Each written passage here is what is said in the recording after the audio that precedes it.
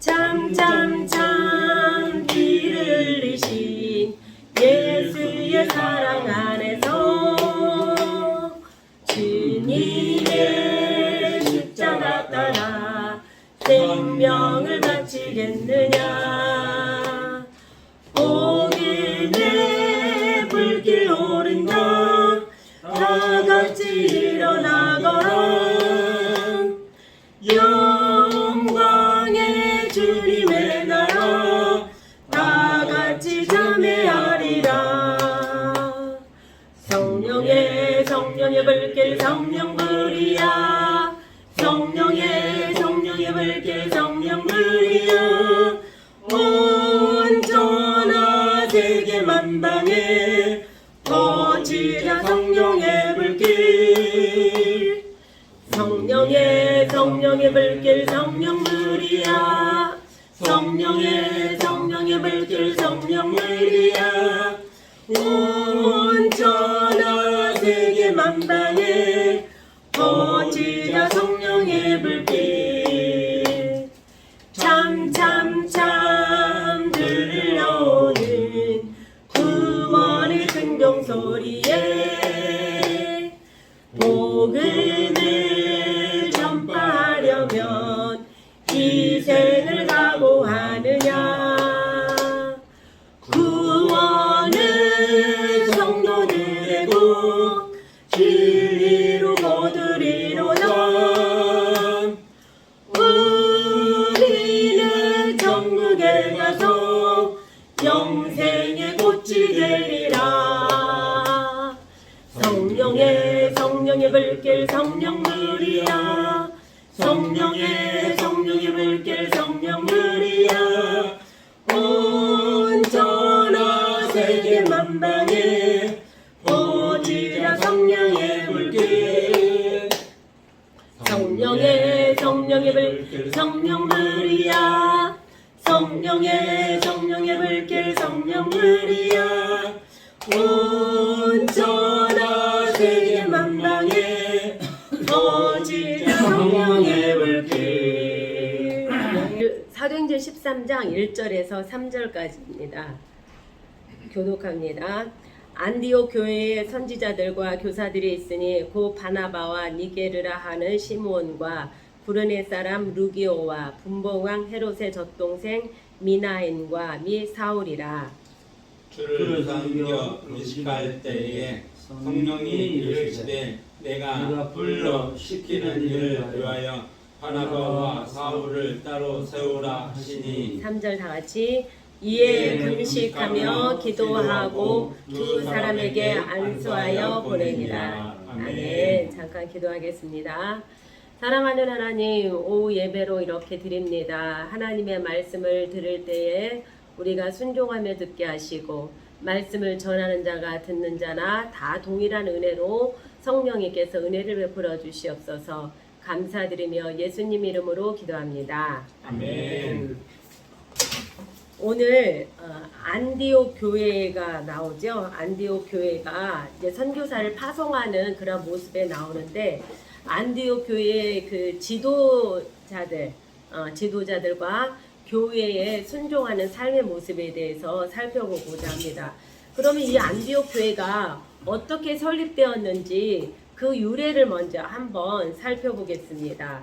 구레네, 베니게, 안디옥 요 지역이 요 지역을 중심으로 이렇게 이제 그 활동을 했던 이제 그 사람들의 모습이 보이거든요. 그래서 예루살렘은 여기에 있고 지금 안디옥 교회가 여기에 세워져 있습니다. 그래서 요 안디옥 교회에 대해서 말씀을 드리겠습니다. 그러니까 지금 여기는 그 터키라고 하네요. 터키의 안타키아라는 이름의 보잘것없는 도시였대요. 과거에는 아니 지금은 그렇지만 사도 바울 당시에는 로마의 그 속국 중에 하나인 시리아의 수도였대요. 그래서 로마 제국 안에서 로마와 알렉산드리아 다음 가는 아주 대도시, 그러니까 동양의 여왕 이렇게 명칭에 칭할 정도로 아름답고 화려한 도시였대요. 그래서 당시 제일의 도시였다. 이렇게 이야기를 하고 있습니다.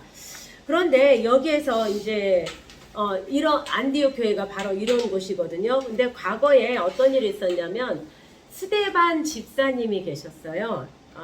스데반 집사님이 유대인들에게 복음을 전하다가 돌로 쳐 죽임을 당했어요. 그러니까 믿는 자들을 동안 환란이 너무나 컸어요. 예수님 믿는다고 막 돌로 쳐 죽이고 잡아서 가두고 이러니까 사람들이 그렇지, 매 맞고. 그러니까 무서워서 도망을 갔어요. 그래서 이러한 여러 지역으로 나누게 된 거예요. 그래서 베니게, 그브로, 안디옥 이런 지역까지 막 흩어지게 되었어요. 그래서 그 지역으로 도망간 사람들이 그곳에서 예수님의 복음을 전한 거예요. 그 중에 구브로와 구레네 몇 사람 헬라인에게도 예수님을 전파하게 되었는데 그 수많은 사람들이 예수님을 믿게 되었습니다. 자, 여기 보면 여기에 있는 사람들이 11장 21절에 보면 주의 손이 그들과 함께 하심에 수많은 사람들이 믿고 죽게 돌아오더라. 그러니까 이 사람들이 이곳에 가서 복음을 전하니까 여기에서 사람들이 불어나는데 누가 함께해서 주의 손이 그들과 함께 하니까 막 부흥하고 성장하게 되는 거예요. 그래서 여봐라, 너무나 많이 사람들이 믿는 사람들이 이렇게 많이 불어나고 있어. 그래서 예루살렘 교회에서 어떻게 했느냐, 야 바나바, 당신이 한번 그쪽으로 한번 가보세요. 가서 그들이 어떤 상태에 있는지 가서 이 사람을 이제 보내게 된 거예요. 그래서 여기에서 그 바나바는 그 속에 가기 전에 누구를 찾아갔냐면은 당시에 그 사도 바울이라는 사람이 있었어요. 사도 바울은 어떤 사람이냐면 아까 스데반 집사님을 막 돌로 쳐 죽일 때 거기 함께 있었던 사람이에요. 그래서 이 사람이 이제 회심하고 돌아왔는데 사람들이 잘 안 믿어줬죠. 많이 힘든 상태였어요. 그런데 그때의 고향인 다소에 가서 모르겠어요. 이제 자숙하고 있었는지 어떤지 모르겠는데 아무튼 그곳에 가 있을 때에 바나바가 찾아가요. 그래서 바울을 데리고 바로 안디옥으로 가게 됩니다. 즉 하나님의 일에 동역자로 가서 이들을 1년간 섬기게 되는데 열심히 가르치고 섬겼더니 그 수가 아주 너무너무 많아지게 된 거예요. 아주 많아지게 되고 사람들이 그 예수님의 가르침을 받은 그 제자들, 지금 예수님을 믿으면서 이러한 사람들을 통해서 쟤네들은 그리스도인이야, 예수님을 믿는 사람들이야, 이렇게 부르게 되었다라는 거예요. 성경에서 보면은 우리가 세상 가장 이상적인 교회다 하면은 어떤 교회를 펼치고 있냐면은 안디옥 교회라고 이렇게 이야기를 하고 있습니다. 근데 자, 그러면 이제 안디옥 교회가 이렇게 해서 세워지게 된 거예요. 그런데 여기에 지도자들 보면 첫 번째 누가 나오냐면은 여기에서 바나바가 나와요. 바나바는 어떤 사람이냐? 바로 착한 사람이요, 성령과 믿음이 충만한 사람이다, 이렇게 이야기를 하고 있어요. 그러니까 이 지도자의 자세를 우리가 볼 수가 있죠. 착해야 돼요. 사람이 착해야 되고 또 성령과 믿음에 충성된 사람이 지도자로도 설 수 있다, 이런 거 볼 수가 있어요. 그 다음에 니게르라 하는 시므온과 이렇게 나오죠. 니게르, 요게는 피부색이 까만다라는 얘기예요. 그 중에 시므온이라는 사람이 있는데 여기에 우리가 성경에 보면 예수님이 골고다 언덕으로 십자가를 지고 갈 때에 구레네 시몬이라는 사람이 있었어요. 그래서 그 사람과 동일한 인물로 보고 있거든요. 그래서 이 사람은 루포의 아버지인 구레네 사람 시몬이며, 그러니까 구레네 사람 시몬의 그 아들이 루포인데 성경에 나와 있거든요. 루포고 또 그 어머니도 이렇게 나와 있는 것을 봐서 이 사람들이 신앙생활을 아주 잘했던 걸로 보고 있어요. 그래서 이 사람들이 또 이 안디옥 교회에서 섬기는 사람으로 또 활동을 하는 것을 볼 수가 있습니다. 그 다음에 또 누가 나오냐? 여기에서 구레네 사람 루기오가 나오죠. 이 구은의 사람 루기오에 대해서는 많은 정보는 없지만 이쪽 지역에 북아프리카 리비아 지역에 속한 곳인데 이 사람도 또 흑인이에요.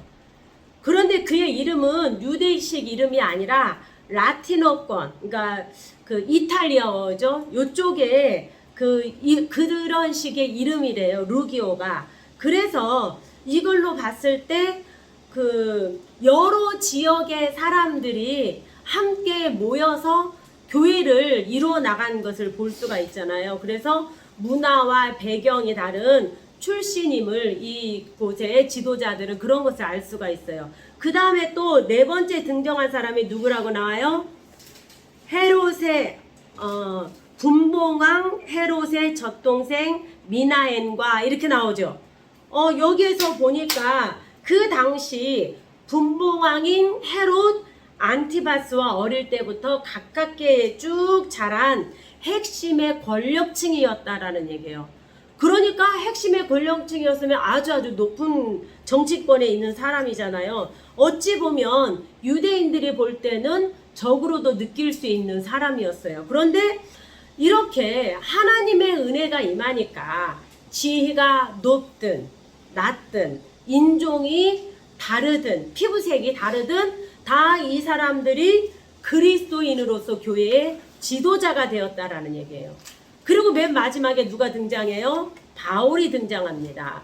이렇게 이름의 순서를 통해서 봤을 때 바울은 아직은 그렇게 영향력이 큰 사람은 아니었다라는 것을 또 볼 수가 있는데, 이 사람들이 교회를 이루어 나가는데 리더자들이 있는데, 교회의 리더자들에 있어서는 어떠한 인종도 중요하지 않고, 그 다음에 어떠한 계급이나 출신 지역이나 요런 것도 다 극복이 되었다라는 거예요.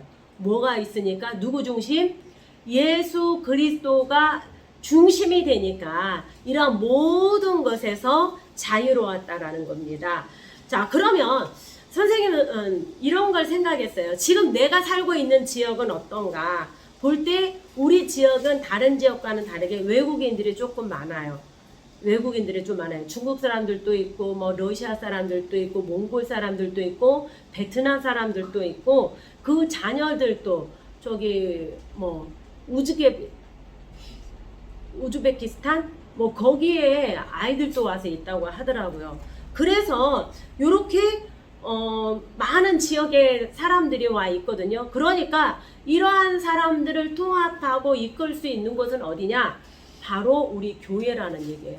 어떤 곳보다도 우리 교회가 이렇게 그 사람들을 품고 나아갈 수 있을 때 이 사람들이 바르게 설 수 있고 믿는 믿음의 자녀로서 성장할 수가 있다. 안정적으로 이곳에서 성장할 수가 있다라는 생각을 해봤습니다.